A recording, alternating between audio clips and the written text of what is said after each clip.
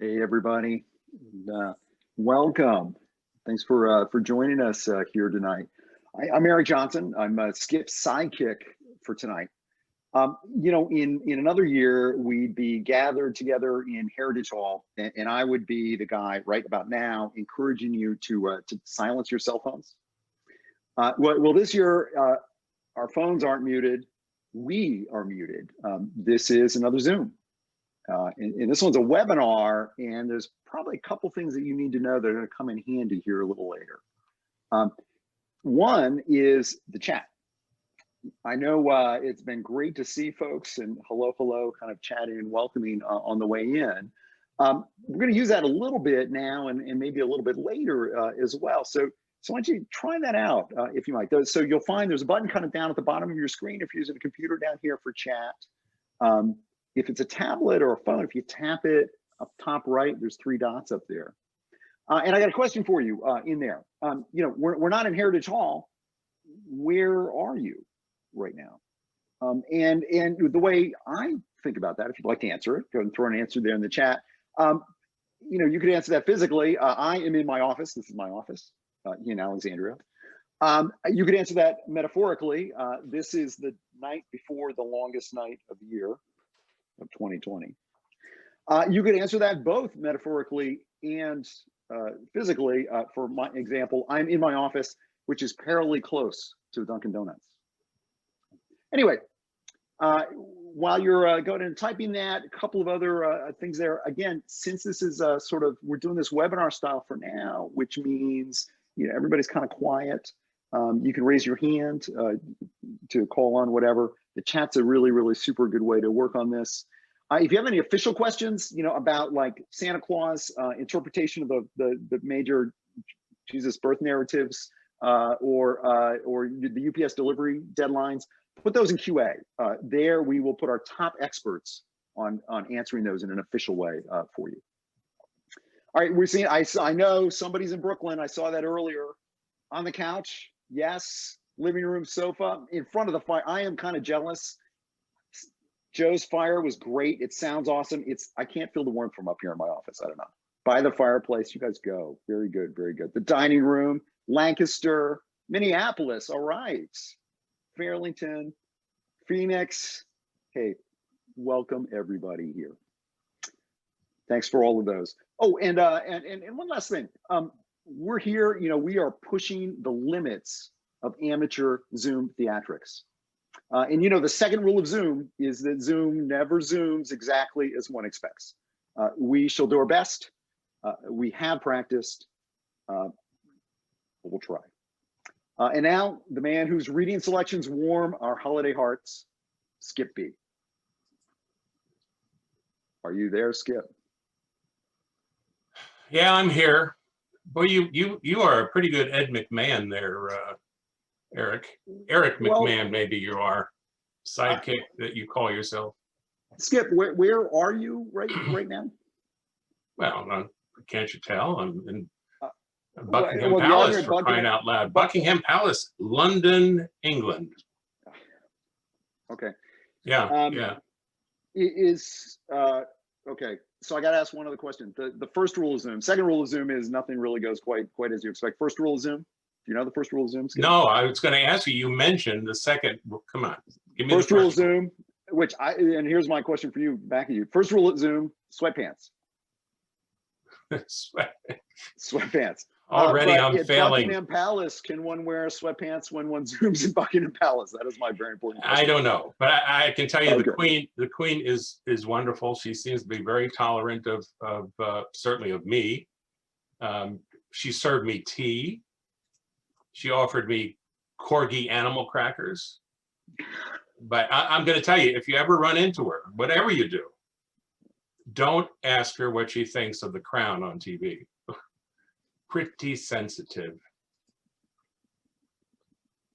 I think if I ever run into her, I'm going to be too busy deciding, am I supposed to bow or curtsy or what exactly one is supposed to do. I'm not conditioned for this sort of thing. You're a very brave man. Both. I did both. From there. Yeah, yeah. All right, okay. Enough chit chat. Let's get to the program. Thank you, Eric, very much. Welcome all to this Christmas reading of, dare I say, the year 2020. This 30th iteration of the program, inspired in 1991 by our own Francis Kilpatrick, a writer, is another milepost on the road to Christmas here at the Meeting House. And as luck would have it, luck in the time of COVID, our doors can open wider online as we welcome more distant people, much as Eric was noting, including folks from the Cove Presbyterian Church just a few hours south of here. Hello, Cove. Welcome. I'm going to start by thanking the people who make this evening possible. Our readers, of course, musicians, Stephen and Suzanne, and especially the master technicians, Joe McCoy, Eric Johnson, and Lily Church, without whom this program would not have made it to your screen, and I promise you that's very true. And while we all have committed ourselves to a screen of some sort this evening, that doesn't mean that you're obliged to sit stone silent and only watch. You will have a chance to use your keyboard later, as Eric had mentioned. We're calling this year's Christmas reading An Unexpected Christmas. The theme is emblematic of this pandemic year and can be found in some of the material you'll hear tonight. As we anticipate the advent of the Christ child, we can also expect unexpected things along the path. And this has been the unexpected year in so many ways. So let's celebrate the words of writers who found inspiration in this and other times, writing sacred and silly. Sit back, refreshments in reach, make allowances for the technology, and imagine that we're all happily gathered in a fellowship hall.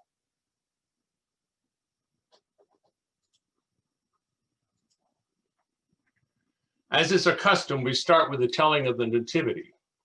Tonight, it is through the affecting poem, Every Man Heart Laid Down, by writer and missionary Lawrence Graham.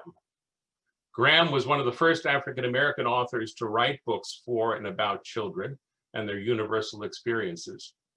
Educated at universities here, he went to teach in West Africa, where he realized that he had gone there with a false concept of what African people were like. Graham taught in Liberia and then later, after returning to the States, in Richmond, Virginia. This poem was written in the style of African storytelling and in the English dialect spoken in Liberia.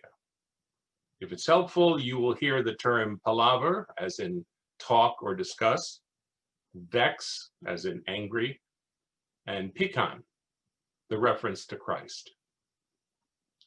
every man heart lay down. Long time passed before you, Papa, lived, before him, Papa, lived, before him, Pa's Papa, lived. Long time passed before them big tree lived, before them big trees, Papa, lived. That time, God lived. And God look on the world, what he done make, and him heart no lay down. And he walk about in the town to see the people. And he sit down in the palaver house to know the people, and he vex too much. And God say, never mind, the people no hear my word, the people no walk my way, never mind. I go and break the world and lose the people. I go and make the day dark and the night I go and make hot. I go and make water that side where the land belong, and land that side where water belong. And I go and make a new country and make a new people. Now this time, God's one small boy, him small pecan, hear God's word, and the pecan grieve for people. So he go for God's face and make him talk for Pa. Pa, I come to beg you, so he say. I come for beg you, don't break the world what you done make. Don't lose the people what you done care for. I beg you, make it I go, I talk to people. I walk with people. By and by, they savvy the way. And the pecan go down softly, softly, and hold God's foot. So God look on him small boy, and him heart be soft again, and God say, I, my son, when you beg me so, I no can vex. Left me now, but hear me good. If you must go, you must be born by a man, and you must live like a man, and you must have hurt and have hunger. And hear me good, men will hate you, and they will flog you, and by they will kill you, and I no going put my hand there. And the pecan say, I agree. And by God call Mary to be ma for the pecan. Now Mary be new wife for Joseph, and Joseph ain't touch Mary's self. So first time Joseph vex, but God say, never mind Joseph, this be God palaver. And Joseph heart lay down. And God see one king who would try for do good for all him people. And God say, aha, now I send my son for be new king. And God sent star to call the king. And in a far country, God hear a wise man call him name. And God say to the wise man, I send my son to be new wise man. Go now with the star. And the star call, and the wise men follow. And by the waterside, men lay down for take rest. And they hear fine music in the sky, like all the stars make song, and they fear. And all the dark make bright like day, and the water shine like fire, and no man can savvy, and their hearts turn over. But God's angel come, and God's angel say, make glad all people, God's pecan be born in Bethlehem. And the people say, oh. And the wise men and the king and the country people come to Bethlehem, and the star come low and stop. But when they go for mansion house, no star be there. And when they go for big man's house, no star be there. And by, when they go for hotel, no star be there gain. But the wise men say, aha, the star be by the small house where cattle sleep. And it was so. And they find Joseph and Mary, and the small pecan fold up in country cloth, and the king bring gold for gift, and the wise men bring fine oil, and the country people bring new rice. And they look on the God pecan, and every man heart lay down.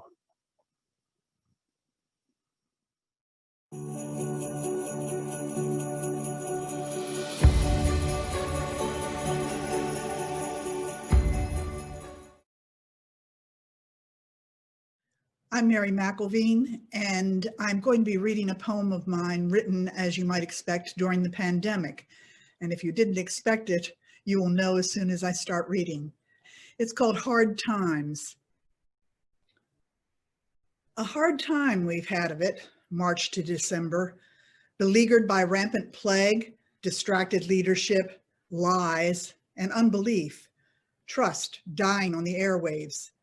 We've endured shortages, closures, and curtailments, meeting outdoors, keeping our distance, learning to wash and sanitize, to wear our masks.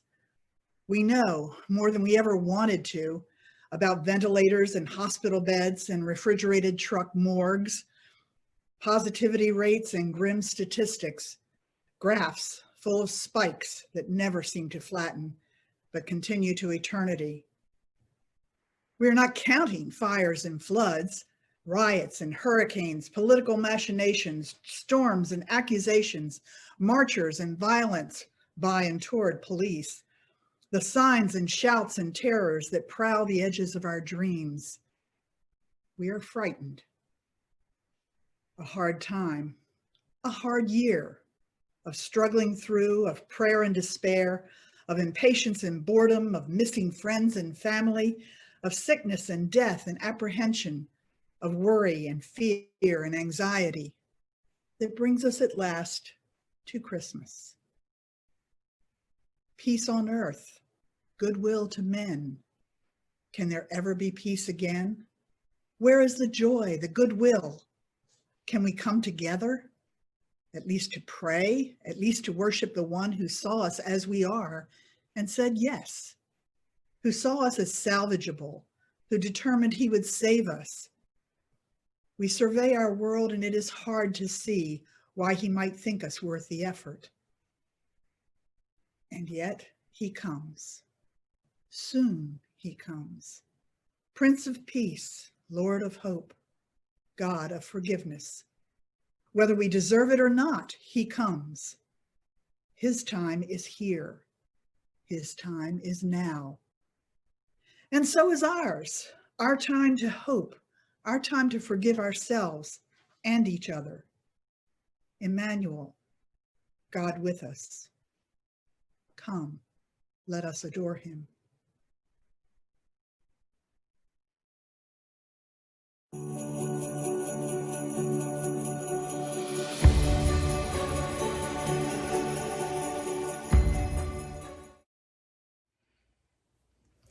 This is a story called No Room by Dinah Donahue.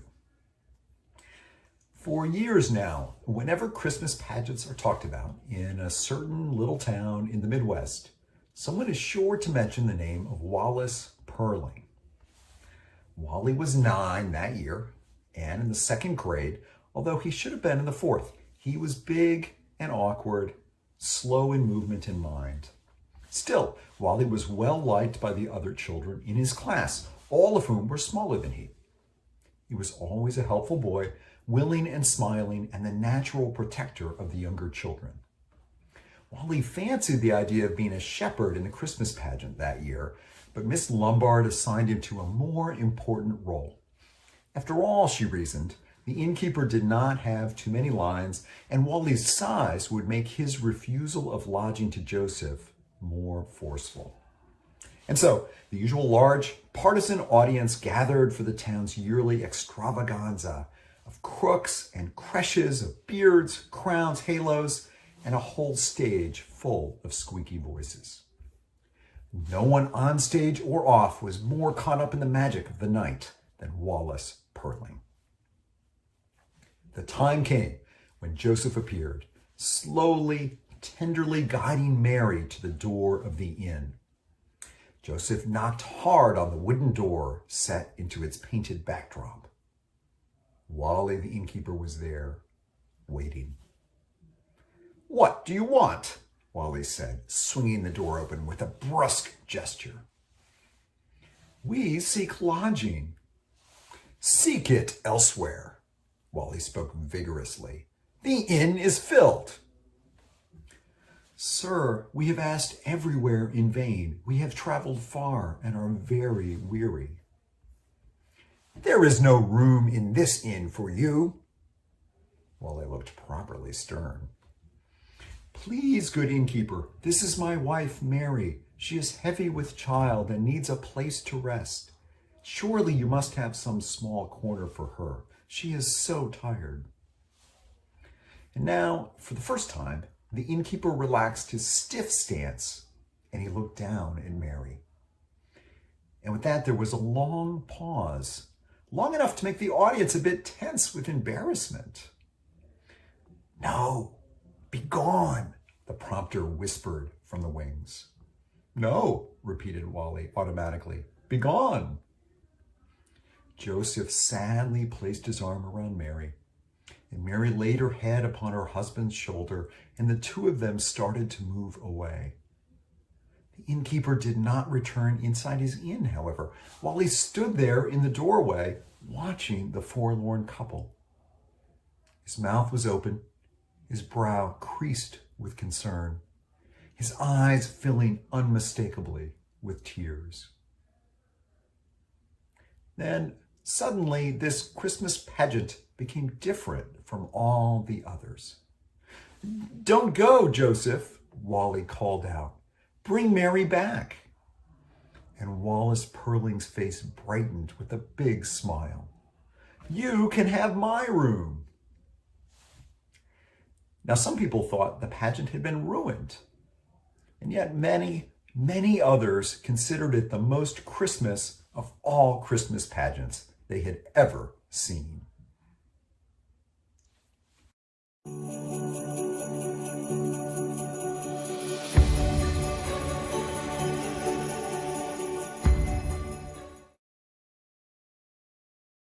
London born and educated at Wheaton College in Illinois, Lucy Shaw is a poet whose work has been described as sacramental.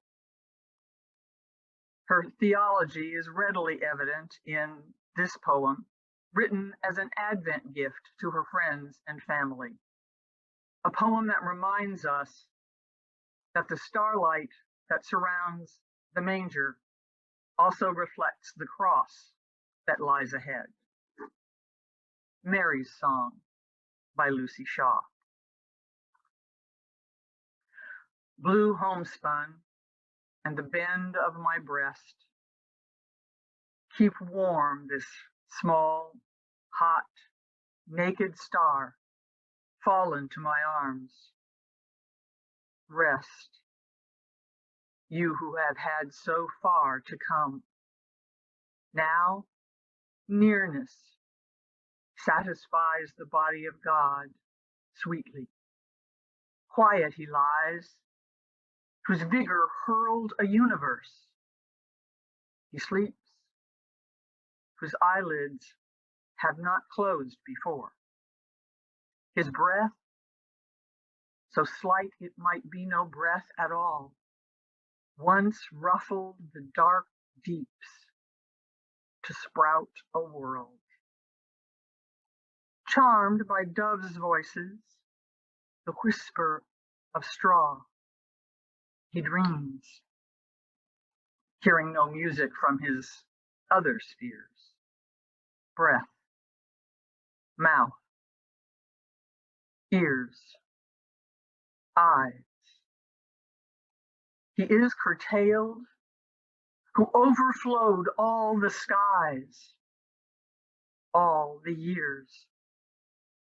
Older than eternity, now he is new.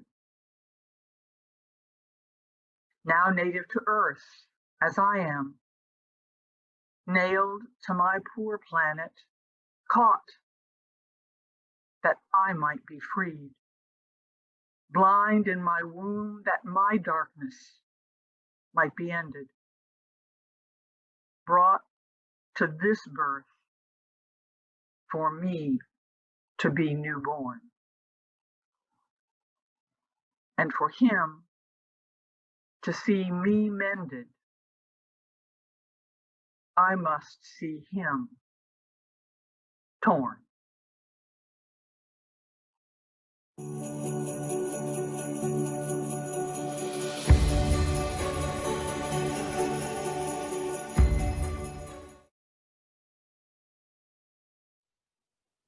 This touching story by Scott Simon was first broadcast on NPR's Weekend Edition Saturday on November 28, 2015. A Bible story came to life in Queens this week. Joe Moran spent Tuesday morning setting up the nativity scene at the Holy Child Jesus Church, where he's a custodian. Mr. Moran put up the manger and went to lunch, and when he came back at about 1 p.m., he heard the cry of a baby. The baby was in the manger, swaddled in blue towels. He was so young, his umbilical cord still sprouted from his belly. Joe Moran ran to tell Father Christopher Ryan Henue, who had been ordained for only 5 months. Imagine being a new priest and told, "There's a live baby in your manger." Father Henue called 911.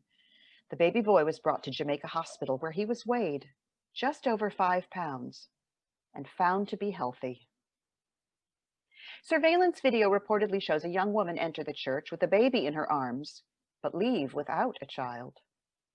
New York, like other states, has what's called a safe haven law. It permits parents to leave their infants in some safe place, a hospital, a firehouse, a church, without being charged with child abandonment.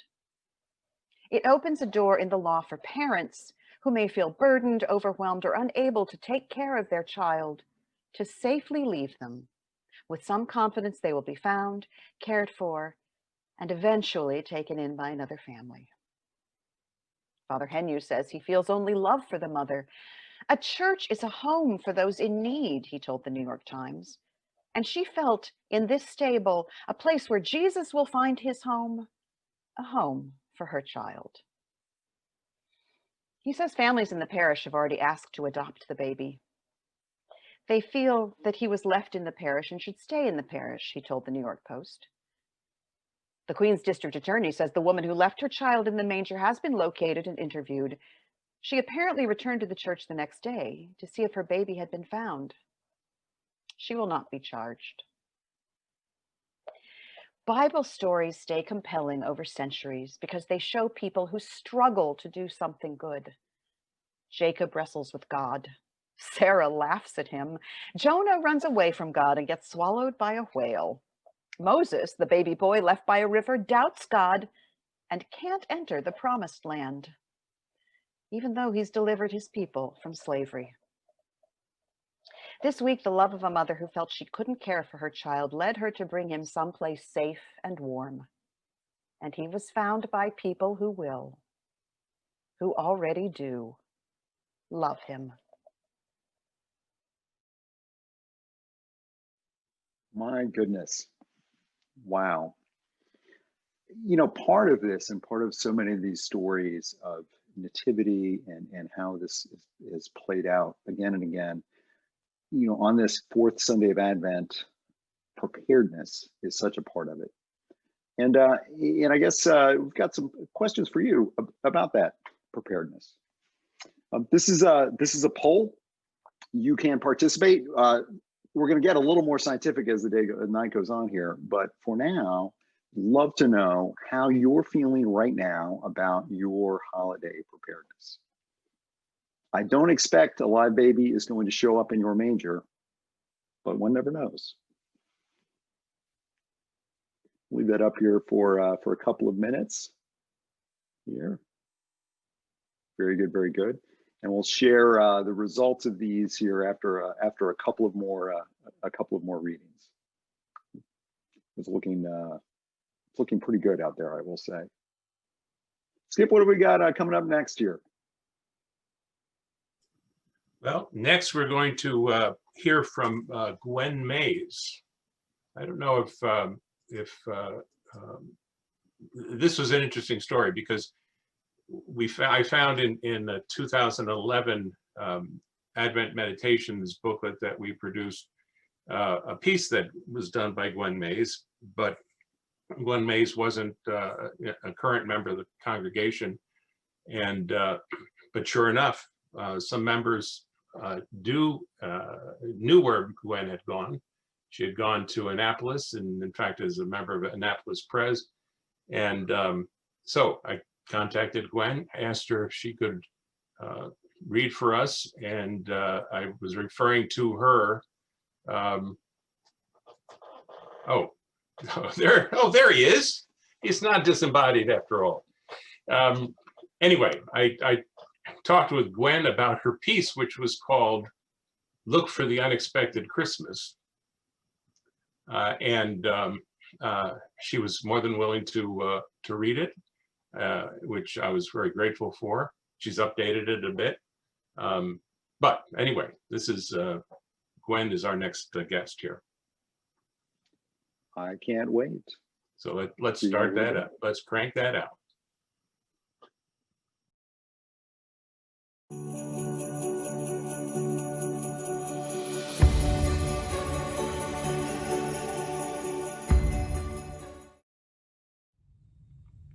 Hi, I'm Gwen Mays. I'm coming to you from Annapolis. I was a member of the Old Presbyterian Meeting House between 2005 and 2014. I have wonderful memories of my membership and my time with many of you whom I hope are joining tonight. The piece I'm going to read for you I actually wrote while I was a member at the Meeting House, and it was part of a collection of Christmas writings, so it may sound familiar to some of you. In the story, I have gone home from Atlanta, where I was living at the time, a few years after I'd graduated from graduate school at Emory University, and I was visiting my parents at my hometown church, South Frankfort Presbyterian Church. The piece says, "There was no silent night." Christmas is full of traditions, our favorite songs, fresh wreaths on the door, cookie recipes passed down through generations, an angel on top of the tree. No other time of the year evokes such traditions. While these traditions are familiar to me and make me feel connected, it's always the unexpected events at Christmas that I remember the most. It was a Christmas Eve service around 1985 on a bitter cold evening at my small hometown church in Frankfort, Kentucky, that I distinctively remember for what it was not. It was not quiet, and it definitely was not silent. Despite the hushed congregation, the flickering candles, everyone huddled together in the pew, and the cold air that swept around my feet every time they opened the door, there was an unexpected noise, squeak, squeak, that pierced the quietness of the evening as the elders served communion. People turned around and looked. Children started giggling. Squeak, squeak. It continued in a steady cadence. My mother leaned over and whispered in my ear, "It's your father's new shoes." I didn't dare turn and look at her, but I knew she had just rolled her eyes. I was mortified. In this quietest of holy nights, when the world stops rushing and fighting for the closest parking space, my father's shoes were making an intrusive, near plastic-sounding noise when he walked that echoed through the sanctuary. Instead of the congregation sitting in silence with their hands in their laps, everyone was now fidgeting. I wanted to crawl under the pew. Once the bread was served, the elders went to the front of the church to receive the wine, the juice. They turned to face the congregation. I'm sure everyone was waiting for the squeaking to return, but it did not. All you could hear was the muffled rustling of the elders as they walked down the aisles. My mother and I looked at each other just briefly and saw that when my father passed our pew, I could see that he was serving communion in his sock feet. Evidently, he had removed his new shoes and left them at the front of the sanctuary. At the close of the service, the minister invited us into prayer, and at the end he added, "And thank you, dear Lord, tonight for Jim Mays, who reminds us that silence isn't always necessary to celebrate the coming of your Son." Not a Christmas goes by that I don't remember that evening and my father's squeaky shoes, and am reminded that in this noisy, busy, and sometimes unexpected world, there are many distractions, many things we don't want to have happen that stand between us and our faith. But it doesn't have to be that way. It's my job to put it in perspective and to ignore these distractions and remember the unquestionable truth. The Christ child will come, whether it's silent or not. My wish for you this evening is that you're safe and healthy, as well as all of those that you love and care about. Merry Christmas to everyone, and thank you so very much for including me in tonight's program.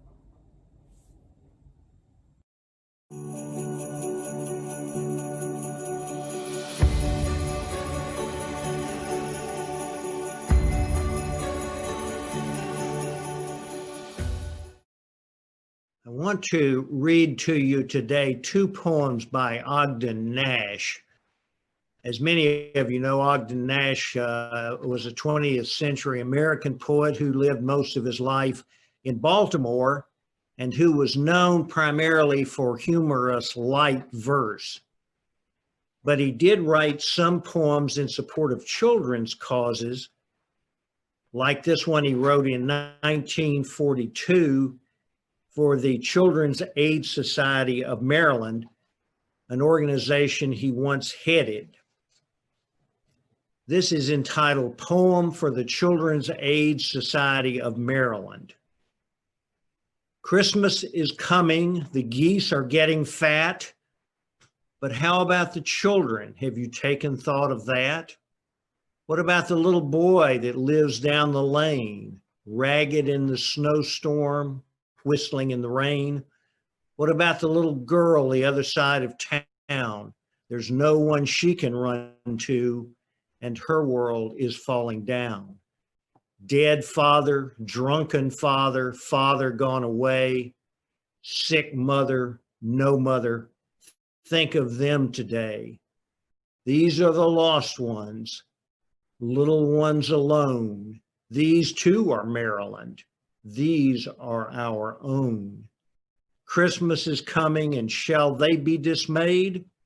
Send a Merry Christmas check to the Children's Aid.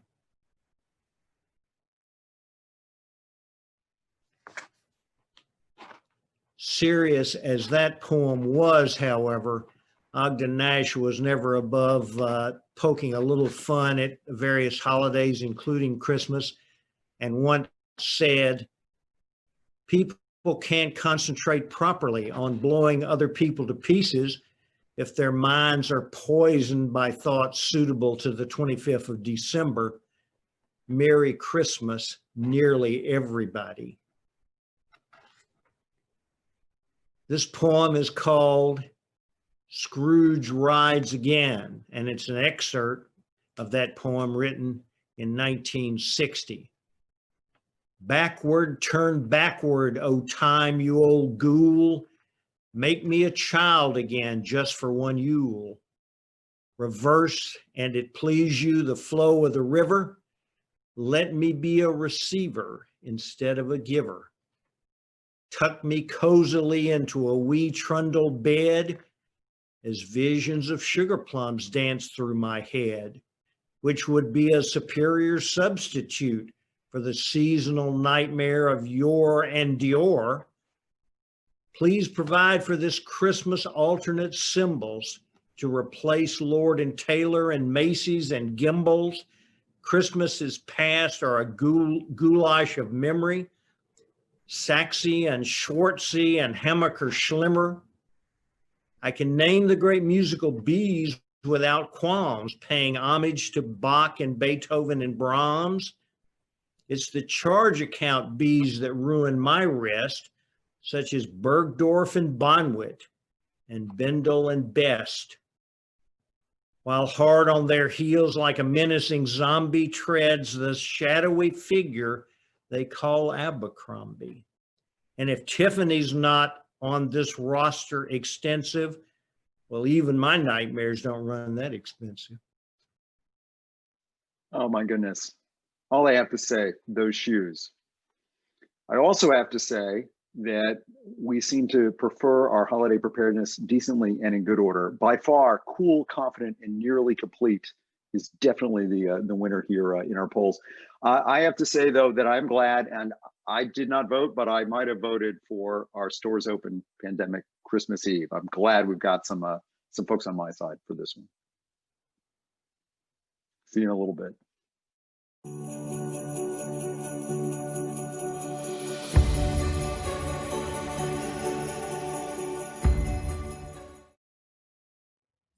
I'd like to wish a Merry Christmas to my good friends at the Old Presbyterian Meeting House, to Rocky and Ann, all the staff at the Meeting House, and a special thanks to Skippy and Joe McCoy for including me in your annual Christmas readings. I'm reading today from Cove Presbyterian Church, a church that I serve now just south of Charlottesville, and I'll be reading a poem that I've written called Noel. I can't sing Noel. I won't sing Noel until a star appears with blinding brilliance. I can't sing Noel. I won't sing Noel until the powerful lose sleep counting their sheep. I can't sing Noel. I won't sing Noel until shoppers cut in line to give away their gifts. If only I could wait to sing Noel, wait for the world to change, wait for me to change, but I can't, I won't, I must sing Noel.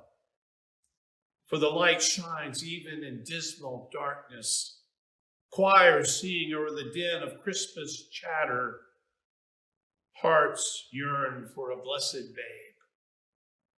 I must sing Noel, sing of longings laid to rest.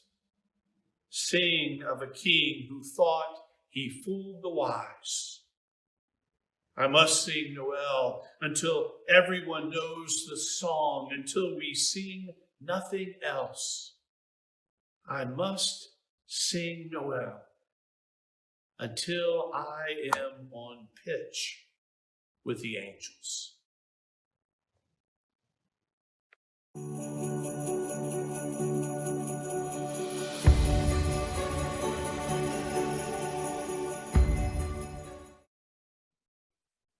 Christmas Bells by Henry Wadsworth Longfellow. I heard the bells on Christmas Day, their old familiar carols play, and wild and sweet the words repeat of peace on earth, goodwill to men. And thought how, as the day had come, the belfries of all Christendom had rolled along the unbroken song of peace on earth, goodwill to men. Till, ringing, swinging on its way, the world revolved from night to day. A voice, a chime, a chant sublime of peace on earth, goodwill to men. Then, from each black, accursed mouth, the cannon thundered in the south, and with the sound, the carols drowned of peace on earth, goodwill to men. It was as if an earthquake rent the hearthstones of a continent and made forlorn the households born of peace on earth, goodwill to men. And in despair, I bowed my head. There is no peace on earth, I said, for hate is strong and mocks the song of peace on earth, goodwill to men. Then pealed the bells more loud and deep. God is not dead, nor doth he sleep. The wrong shall fail, the right prevail. With peace on earth, goodwill to men.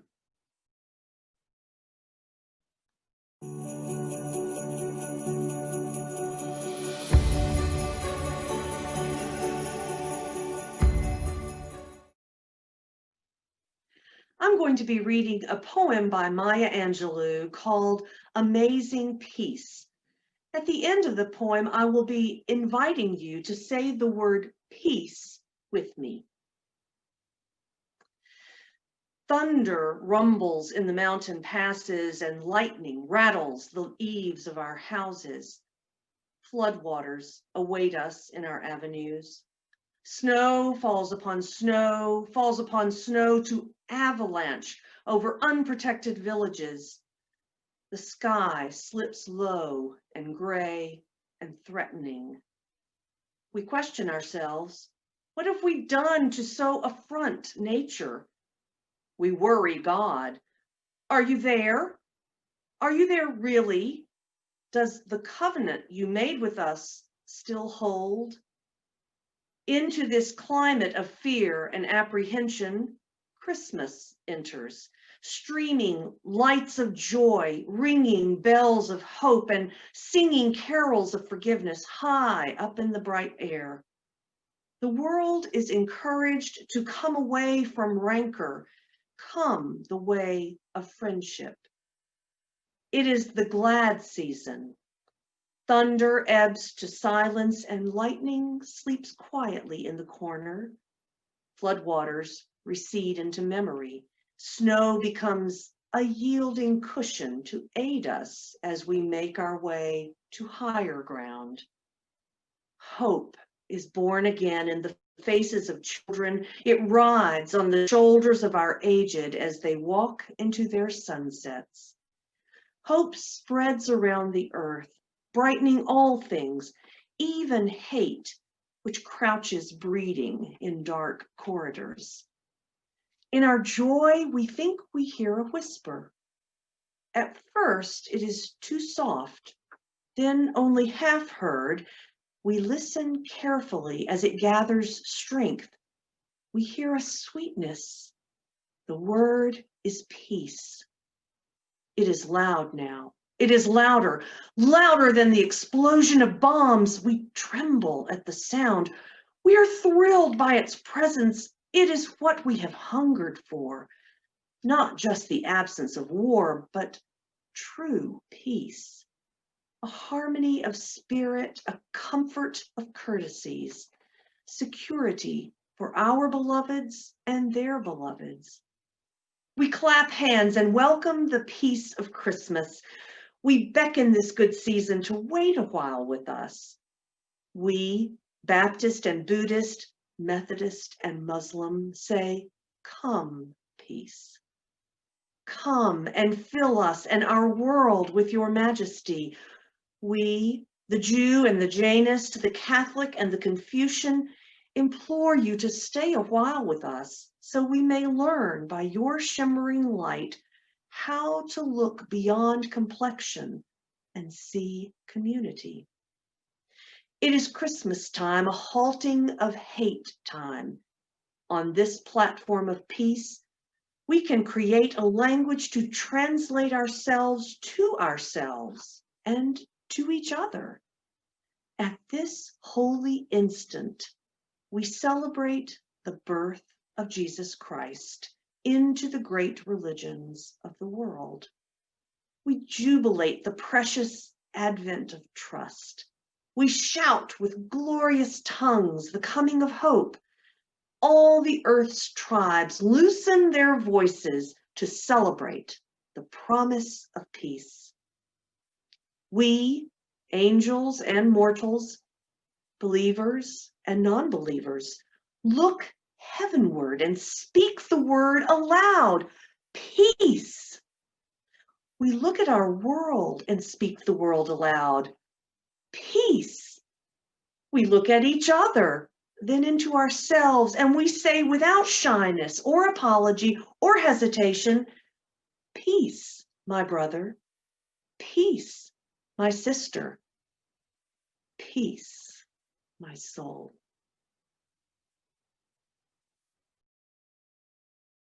Peace, indeed.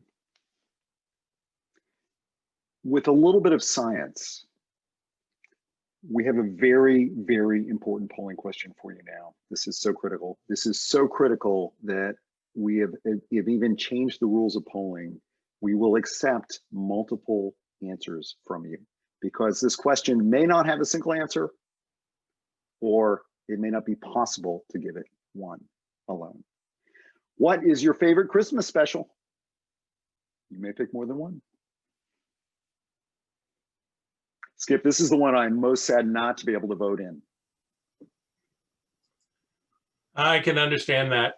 You know what? You change one rule, you could change another rule. I wish. Where is Miracle on 34th Street? That is an awesome question. I think we need to sack our poll writers, Skip. Yes, but then what would you do? Okay. Yes, and Miracle on 34th Street Miracle on 34th Street was the first Christmas movie we watched this season. So you're right. White anyway. Christmas, the Hallmark movies. Right. Or skip. Next year's going to be different. Yeah. All right, moving on.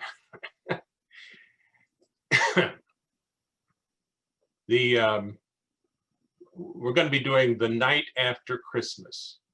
I'm going to read a short ditty by Julia Boynton Green, who was born during the Civil War and lived into the Eisenhower years. She's remembered as an anti-modernist who railed against free verse and one of the early female poets who actually ventured into fantasy and science fiction. She also had a sense of humor. She wrote about a fellow awakened the night after Christmas. 'Twas the night after Christmas, and all through the flat, not a creature was stirring, not even the cat. When close at my side there arose such a wailing, I leaped from my dreams, and with words unavailing endeavored to fathom my Mary's distress. At last she was forced the weird truth to confess. "Oh, Jack, I'm ruined forever, I fear. I sent Aunt the work bag she sent me last year." I think we've been in that situation before ourselves. Okay, we'll turn back the clock now for the night before Christmas. If you know Chet Williamson's work, you may have read some of his 30+ books, or maybe a few of his 100 or more short stories, or heard his audiobook narrations. Friends of Nancy's and mine since college, Chet and wife Lori just saw their first mystery novel published. We have featured a couple of his stories over the years, including the moving The Last Belsnickel. This time, Chet brings his humor and acting talent directly to our program. As you might be able to tell, this is the humor part, with his Pennsylvania Dutch Night Before Christmas. It's in the parody series that includes the Cajun version that Dana has amused us with on several occasions.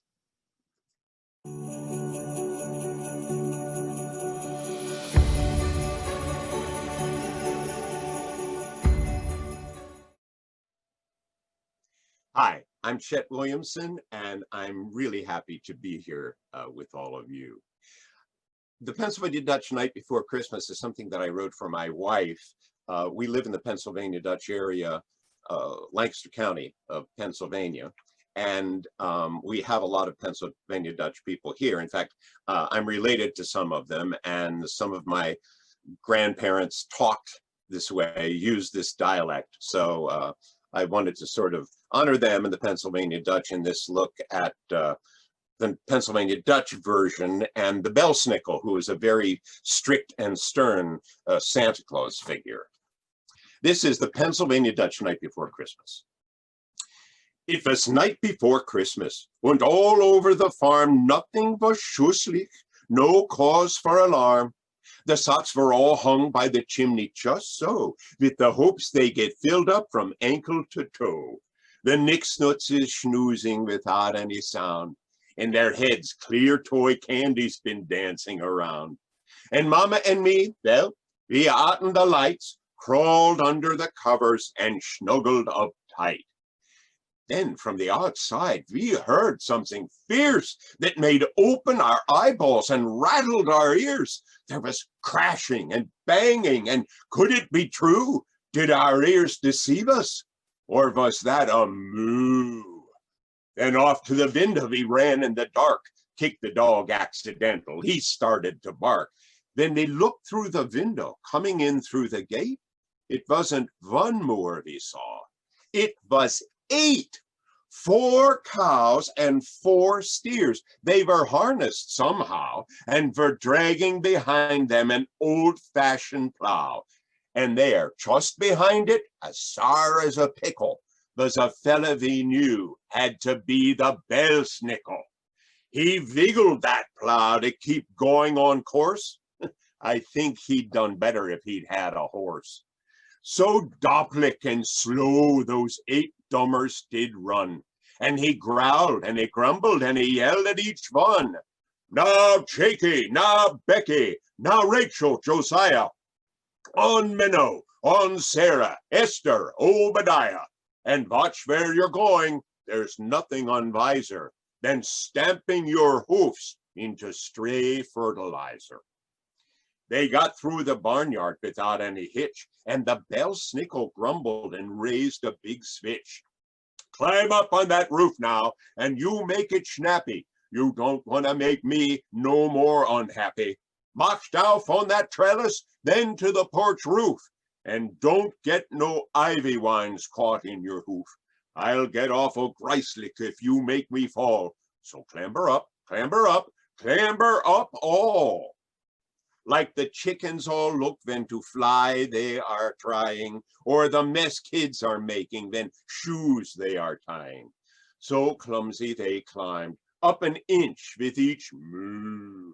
But somehow they made it, and it wonders me too.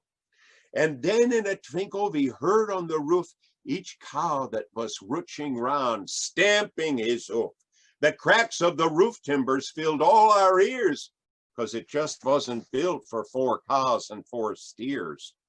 By now, all the kiddies had run in our room, frightened by all of those cracks and those booms. To tell them what happened, I was going to begin, then jumping Jeezooey, the ceiling fell in. Down came the bell snickle, plop in our bed, a few shingles making down right on his head. And then they looked up through the hole in the ceiling. It was just a little bit worried, we're feeling.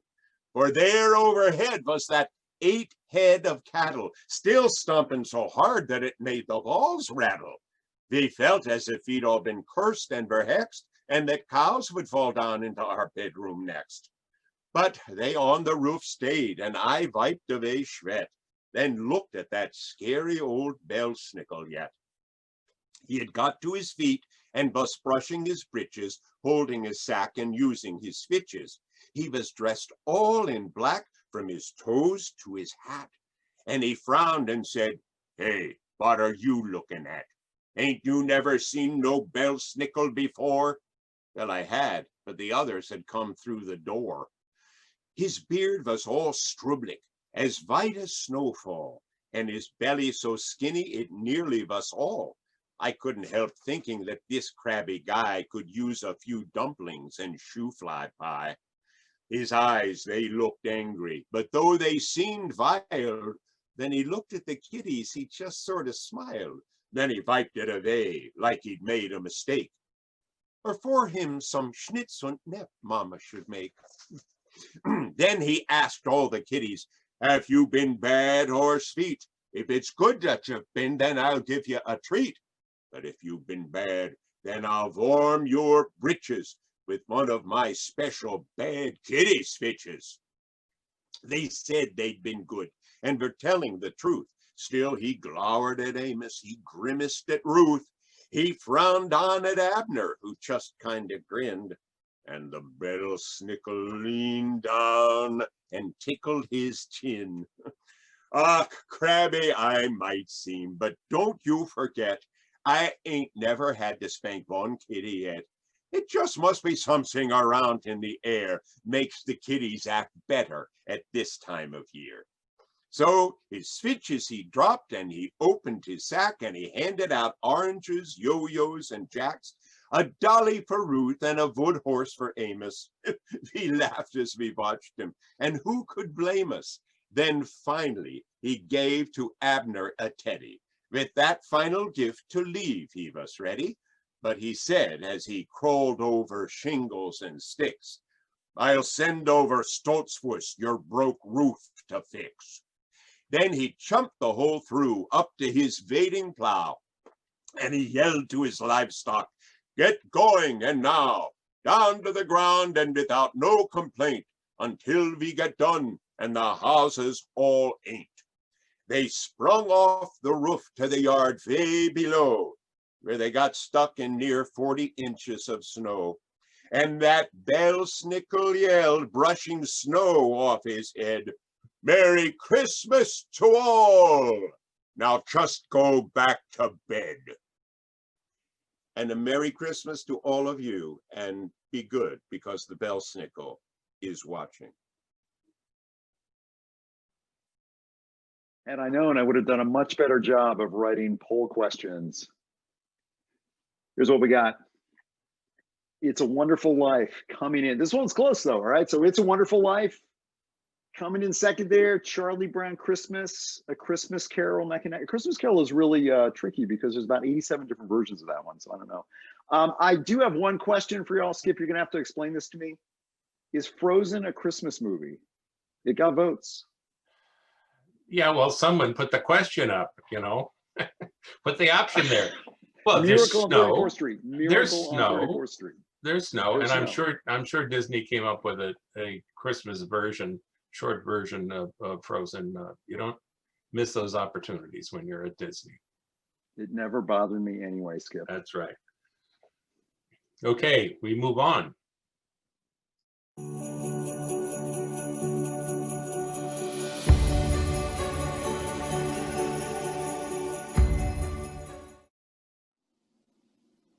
This poem, which was written in 1993, has a bit of a prophetic title. It's entitled, "This Year Will Be Different" by Ann Weems. Who among us does not have dreams that this year will be different? Who among us does not intend to go peacefully, leisurely, carefully toward Bethlehem? For who among us likes to cope with commercialism of Christmas, which lures us not only to tinsel the tree, but also our hearts? Who among us intends to get caught up in tearing around and wearing down?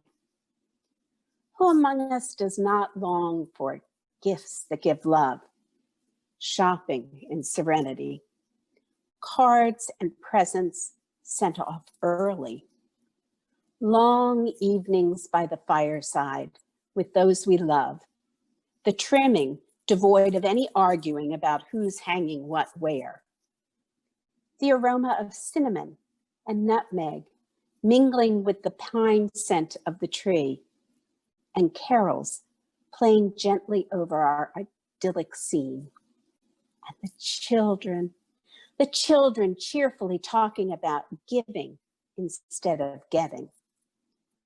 Who among us does not yearn for time for our hearts to ponder the word of God, moments of kneeling and bursts of song, the peace of quiet calm for our spirit's journey? This year, we intend to follow the star instead of the crowd.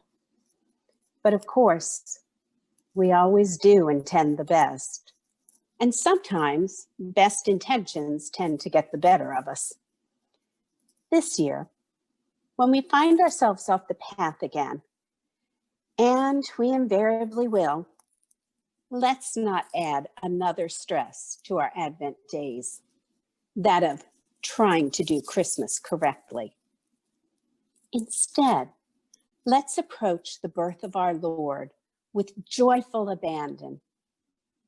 And this year, let's do what Mary did and rejoice in God.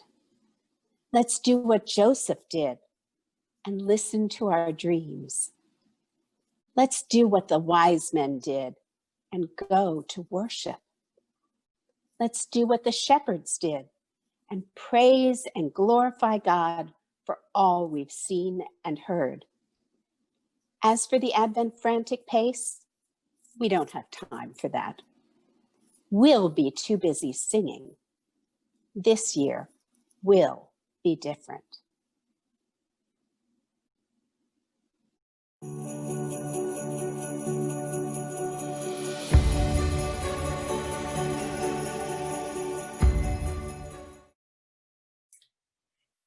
This is a piece by Celestine Sibley. She was the late beloved reporter of the Atlanta Constitution from 1941 to 1999. She called this piece, "Things Don't Make Christmas." The last person I heard say that things have but a small importance in making Christmas was an old mountain friend in his late 70s. He came in to bring me some of those little red apples that are variously called Yates, lady apples, Christmas apples, small, ruby red, and sweetly crisp. He paused a while to talk to me about gifts and givers. In a way, they didn't make much of Christmas when I was a young'un, he said, and in a way, they did. Ma and Pa didn't have cash money to spend on us, but they was about the givin'est folks you ever saw. What kind of things did you get for Christmas? I asked. I was hoping for a rundown of old-time play pretties and celebrations. He chuckled. Once I got some copper-toed shoes. First shoes I ever had that weren't homemade. But everything we had was homemade, and we liked it fine. But the giving I'm talking about wasn't in things. And it wasn't just Christmas giving either, from the way he told it. He shifted his basket of apples around and took one out and smoothed it on his heavy work jacket. What he said to me that day, I think he'd been saving up to say, was important to him. The things his parents gave him were all the knowledge he had, how to work for a living, how to take hold of an unhandy task, how to use themselves in the fields and the forest around them. Pa thought learning us to work was worth every bit of the time it took, even when he was busy, and worth every mistake we made. Many a time I've seen him make me and the bigger boys stand aside while he let one of the little ones take his turn at learning something that we could have done real easy. His parents gave him time, precious hours of listening when the children needed to talk. Ma did for a dozen of us, and I never once heard her say, "Hush, run along, I'm busy."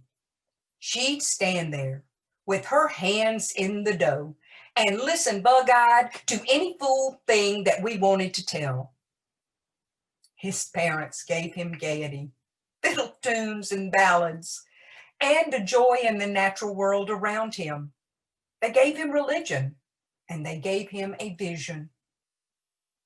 Ma had a calendar a patent medicine salesman give her with pictures of great Americans on it. She thought every last one of us would be great Americans. He grinned. None of us ever got our pictures on the calendar that I know of.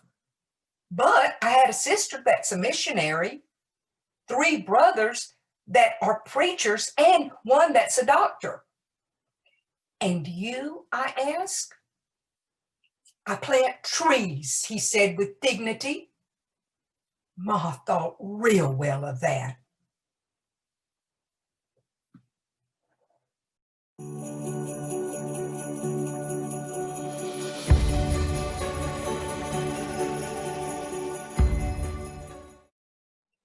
No magi were involved by our own Francis Kilpatrick, a coffee shop at a mall some years ago at Christmas time. Oh, there's the table. Quick, get it. Isabel should be here right away. It gets worse every year. I have been thinking about this coffee for the last hour. I've been thinking about a glass of wine for the last hour, but this will do the trick. Did you find anything you were looking for? I managed to get what I bought delivered, worth every penny. Oh, well, I know what my husband wants, but the rest is sheer guesswork. I am the worst present buyer ever. Oh, you are definitely not the worst. That title belongs to, well, I won't tell. It's better forgotten. Oh, you mean somebody gave you a really bad gift? Oh, tell me about it. I collect these stories. My family has this thing where we try to find the tackiest stocking stuffer. Oh, I wish I'd known that. I could have given you mine and you would have won, hands down. Well, this was, if I can describe it properly, a sort of statement necklace, if you will, made of faux turquoise and some silver tone filigree and bells. Ooh, I would have won all right. Well, what happened to it? Well, first I gave it to our church bazaar, thinking maybe someone like you might be looking for a gag gift, but nobody bought it even for that. The church needed the money, so I bought it back. Oh, no. Then what? Well, a few months later, we had a white elephant prize at my bridge club, and I got rid of it that way. I think Marjorie Clements got it. Oh, poor Marjorie. She looked so shocked. I wonder, oh, here's Isabel. You got a table, thank goodness. Half the world seems to be in here, and the other half is everywhere I go to shop. Oh, thank you for getting me coffee. What did you do this afternoon? I managed to make some progress even in this chaos. My family is mostly accounted for. You know, we're going away this Christmas. The whole clan is congregating in Aspen, although I'm still looking for something called the iDog. Oh, fortunately, my children are beyond that. They just want money and Madonna's latest. Can you believe she's back? Did she ever leave? I thought Madonna was Jewish now. How can you be Jewish with a name like Madonna? Right? Well, since we're going away, I brought your presents this afternoon. So you two will just have to have a little early Christmas. Ho, ho, ho, and 'tis the season. Oh, that's so sweet. Oh, you of shouldn't have, really. You What didn't a have to do I really surprise. wanted to that. watch you open them. I think I finally found each of you just the right thing. I spent a lot of time thinking about what you might like, and I do hope I got it right this year. Oh, this is lovely, Isabel. Thank you. Well, you said you were trying to pull together some school pictures, so I thought this might help. It's great. Susan, what did Isabel get you? Oh, she got me. She got me all right. Do you like it? I thought of you immediately when I saw it. I can't explain it, but it just had Susan written all over it. Isn't it fun?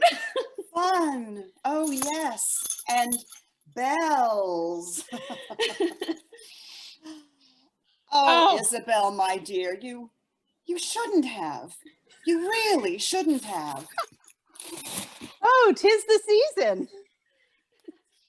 Well then. Oh, isn't it wonderful to have such good friends? Merry Christmas, Isabel. Merry Christmas. Merry Christmas.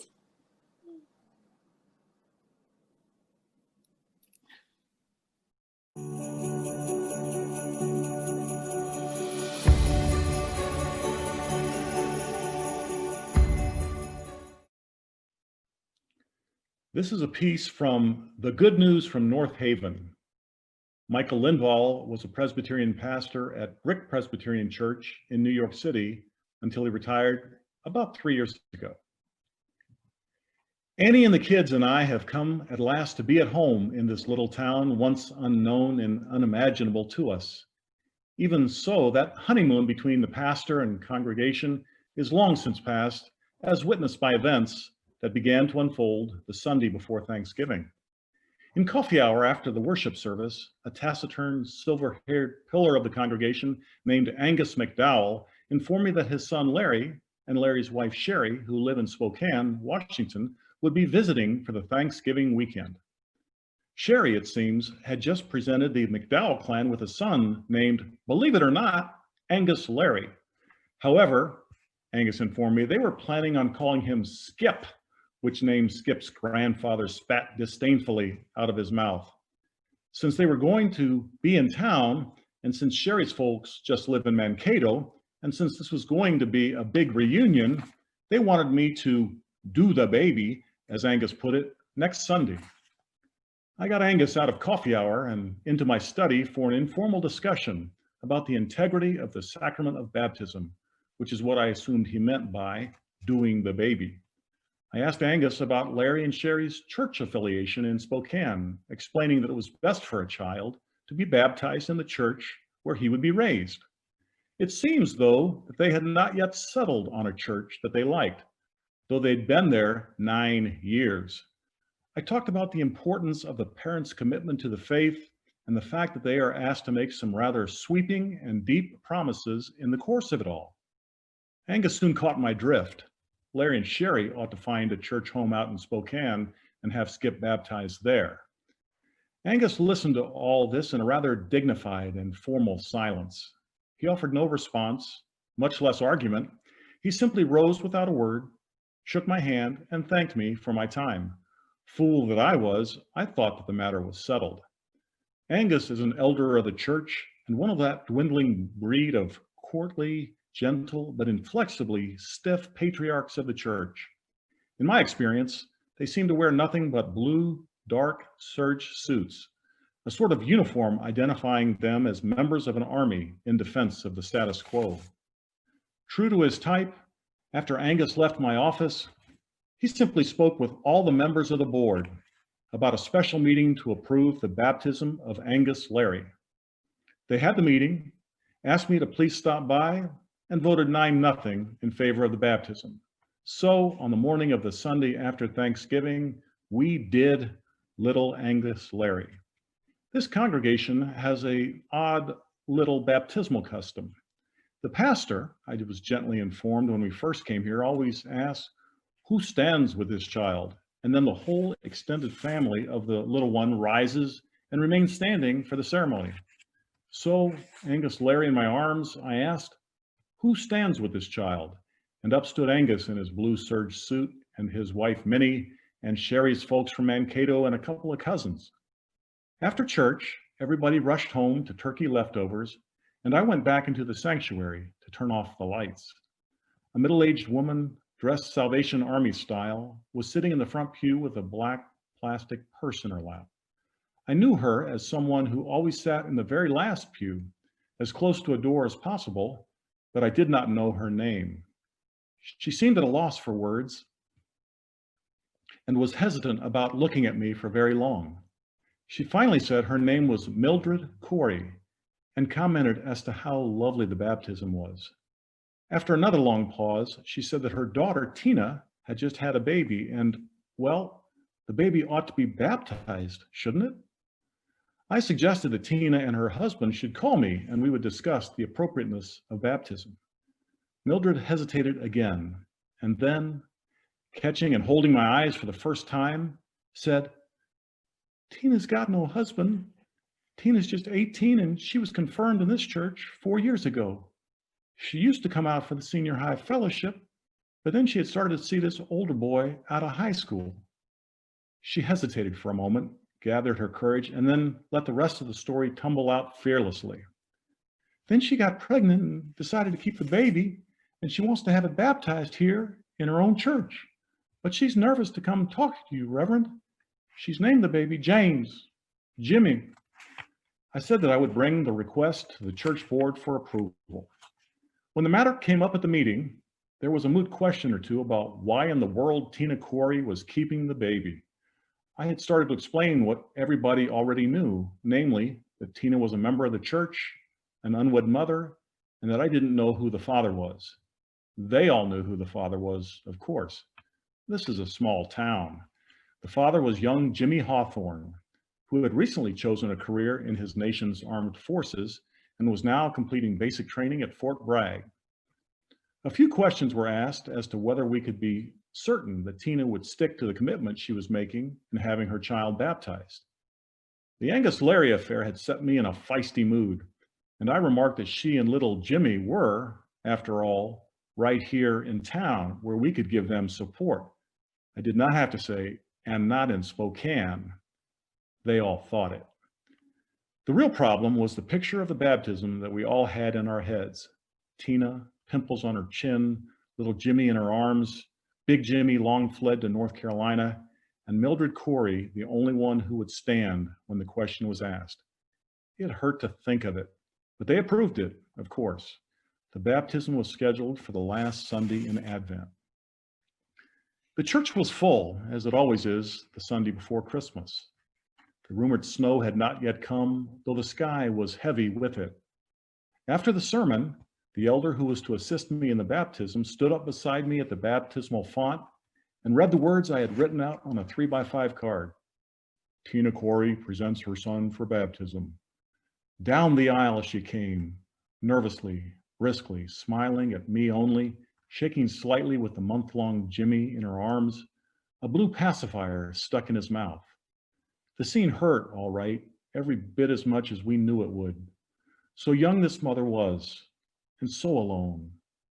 One could not help but remember another baby boy born long ago to a young and unwed mother in difficult circumstances. I read the opening part of the service, noting Mildred Corey sitting strangely out of place in a front pew. Then I asked, "Who stands with this child?" I nodded at Mildred slightly to coax her to her feet. She rose slowly, looking to either side, and then returned my smile. My eyes went back to my service book. I was just about to ask Tina the parents' questions of commitment when I became aware of movement in the pews. Angus McDowell had stood up in his blue serge suit, Minnie beside him.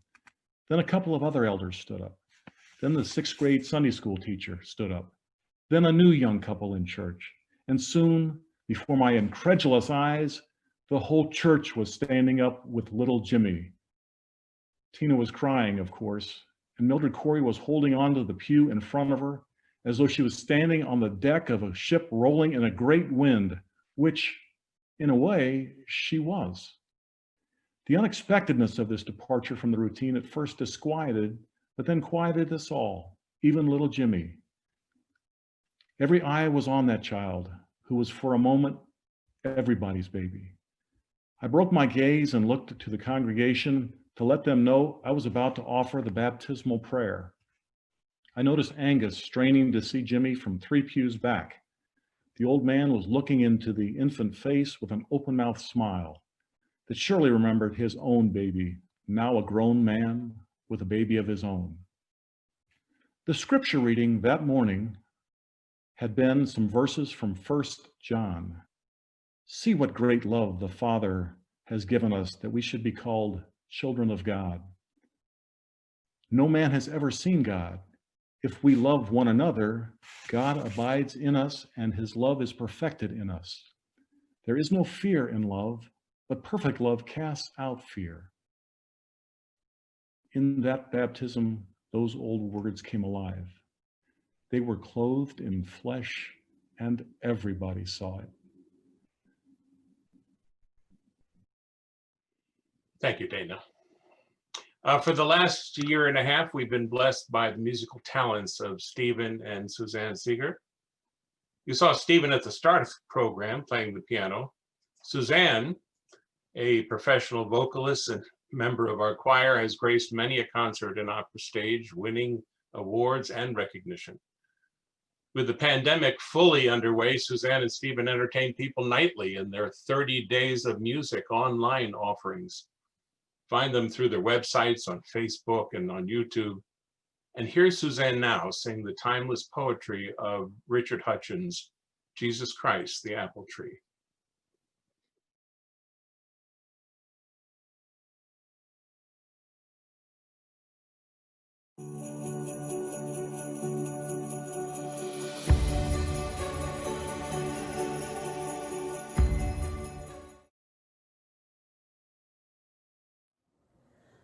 The tree of life my soul hath seen, laden with fruit and always green.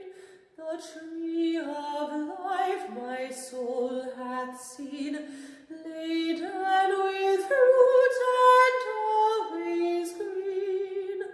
The trees of nature fruitless be, compared with Christ the apple tree.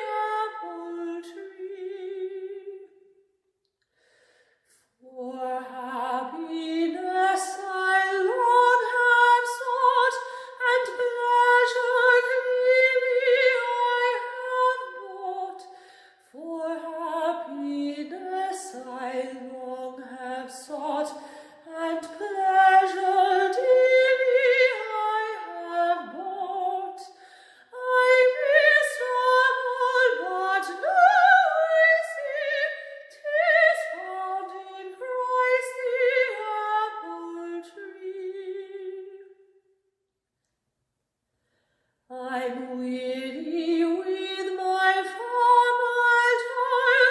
Here I will sit and rest a while. I'm weary with my former toil. Here I will sit and rest a while.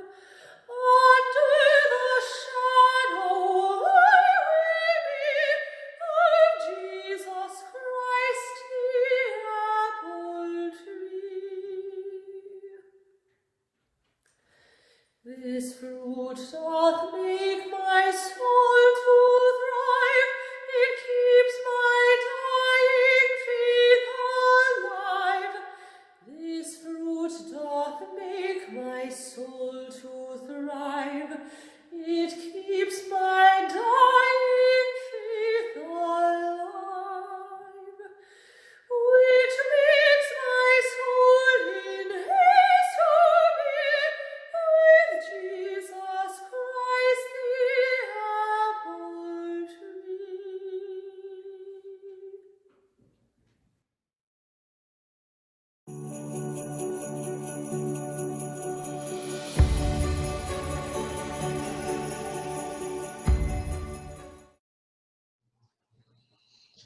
Hi, my name is Andrea Cochran Tracy, and I am delighted to be reading an Advent meditation that was written by longtime Presbyterian Meeting House member Helen Englert, whom many of you may remember and have fond memories of her. And she participated in many activities in the church, including preparing this wonderful meditation for the church's Advent meditation book in 1995. And the scriptural basis starts with Jeremiah chapter 31, verse 11.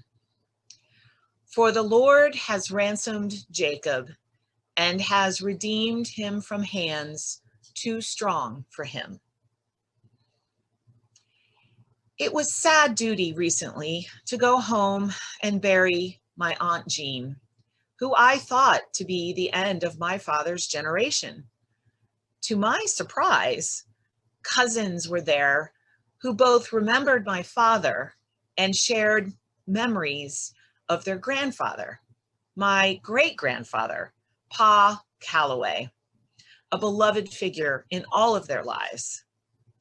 In the aftermath of the Civil War, in which he had served as a water boy, he came from Georgia to Tennessee to start a new life and, as it happened, a new line.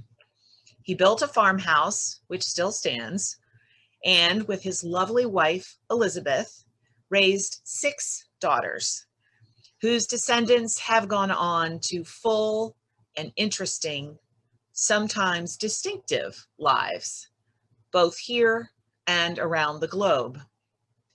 Among my own special memories are the descriptions my father lovingly gave of Christmas celebrated by families in community at the church that they all helped build. It was there that they had their tree on Christmas Eve, an occasion both simple and joyous, climaxed by gifts to the children of a then much treasured orange, something my father always saw to it that we received in our stockings throughout our growing up years. It is my hope that all of our children could remember as they face the modern world that as Christmas and our own beloved Old Presbyterian Meeting House so blessedly remind us, ours is a heritage of promise and renewal. There is grace in the world. Thanks be to God.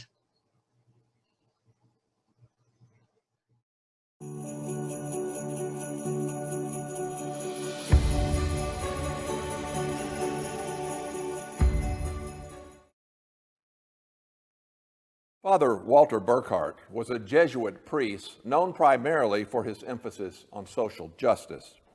He was a longtime professor of historical theology, editor of the journal Theological Studies, and the author of some 25 books. His last book, entitled Justice, A Global Adventure, was published in 2004, just 3 years before his death at the age of 93. Throughout his long and fruitful life, Burkhardt challenged the more conservative friends and colleagues of his to see justice as the lens through which we see all reality. As he put it, justice demands that we see our sisters and brothers as if we were standing in their shoes. For without justice, the claim to love God is a mockery. The following reading, though brief, captures Burkhardt's passion for the gospel, the good news of Jesus Christ, and how that news is meant to infuse us with hope. It's entitled Ceaseless Hope. You must be men and women of ceaseless hope, because only tomorrow can today's human and Christian promise be realized. And every tomorrow will have its own tomorrow, world without end. Every human act, every Christian act is an act of hope. But that means that you must be men and women of the present. You must live this moment, really live it, not just endure it. Because this moment, for all its imperfection and frustration, nay, because of its imperfection and frustration, is pregnant with all sorts of possibilities, is pregnant with the future, is pregnant with love, is pregnant with Christ.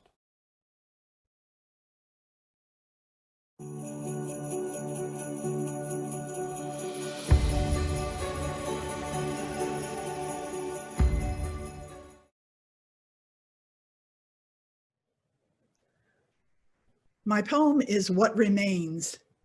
Some of you may have heard this before, and if so, I apologize, but Skip has been kind enough to let me read it every year for some time. What remains?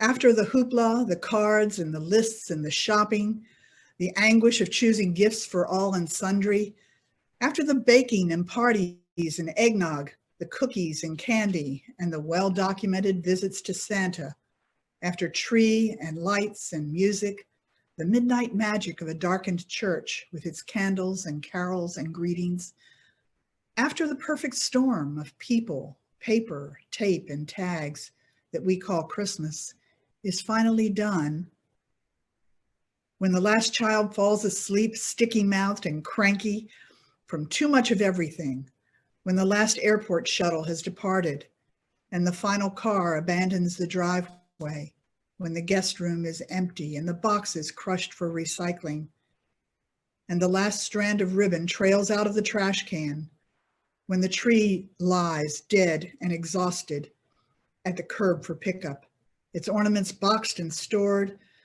when normal comes back from its Christmas vacation. What remains is the memory of a baby and the promise and the hope he brings. What remains, even when the world returns to black and white from the red, green, sparkly snow globe of December, what remains like a warm and secret treasure in our hearts? Even in the depths of disappointment, discouragement, and dreary day to day, what remains is this truth, this wonder, this blessing. He is here and dwells among us. This may not be true this year. We may not have all the cards, the shopping, the guests, the excitement of our usual Christmas celebrations, but the sentiment is still true. He is here. He dwells among us. Thank you and Merry Christmas. And thank you, Mary. These 30 years of the Christmas reading have been enriching and enjoyable. I think of folks still here, long gone, or living elsewhere who helped make it something of a tradition at the Meeting House. Thanks go to many of you who would come out on a cold December evening to listen to our readers sing carols and warm yourself by Joe's roaring video hearth. It's been a backyard Mickey and Judy show, proudly so, for the sole purpose of sharing with each other words and stories that contribute to the beloved Christmas season. And we thank you for being here today. Eric, do you have anything to say here? I do. I've got a one bit of news, if you will, a couple of announcements. So Christmas Eve here in Alexandria is forecast to have some rain and thunderstorms. The luminary walk that was to have taken place on Christmas Eve will be bumped forward. We're going to do it a couple of nights since it happens to be weeknights. So that will be both Tuesday and Wednesday evening from 5 to 9. Self-guided walk through Meeting House courtyard outside, wear a mask with luminaries and to admire the tree that many of you have decorated. Then on Christmas Eve itself, we will have 2 services, although of course these services now are video, if you will. One is our Christmas pageant retelling Luke's story of the Nativity through the participation of young and old kids in the congregation by photos. I have no idea what it looks like. I'm really looking forward to it though. And then Candlelight Christmas Eve service later with lessons and carols. Both of those by video. You can pick those up at opmh.org. Yeah, I guess Skip, I guess the last thing for me here is to all of you, wherever you are, thanks for sharing your evening, your screens with us. And I guess every one of these stories that we've heard tonight, Skip, that you've chosen tonight, has been written in the knowledge of darkness and the hope of the light to come. Our days will lengthen, and the Christ child is born. Merry Christmas, Skip. Merry Christmas. And so once more, we end the Christmas reading with the closing words of Thackeray's The End of the Play. My song say this is little worth. I lay the weary pen aside and wish you health and love and mirth as fits the solemn Christmas tide. As fits the holy Christmas birth, be this, good friends, our carol still, be peace on earth to men and women of good, gentle will. Thank you for staying with us tonight. Good night, folks.